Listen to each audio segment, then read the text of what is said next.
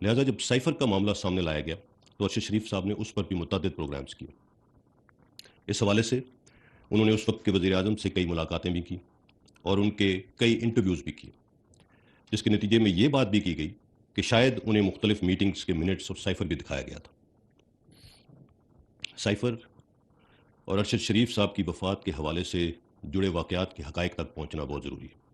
تاکہ اس سلسلے میں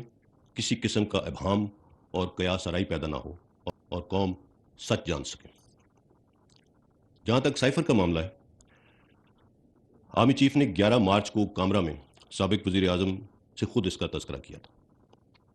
جس پر انہوں نے فرمایا کہ یہ کوئی بڑی بات نہیں. ہمارے لیے یہ حیران کن تھا جب 27 مارچ اسلام آباد کے جلسے میں کاغذ کا ایک ٹکڑا لہرایا گیا اور ڈرامائی انداز میں ایک ایسا بیانیہ دینے کی کوشش کی گئی جس کا حقیقت سے دور دور تک کوئی واسطہ نہیں تھا. سائفر کے حوالے سے حال ہی میں کئی حقائق منظر عام پر آ چکے ہیں، جس نے اس کھوکھلی اور من گھڑت کہانی کو بے نقاب کر دیا ہے کہ کیسے پاکستانی سفیر کی رائے کو اپنے سیاسی مقاصد کے لیے استعمال کیا گیا.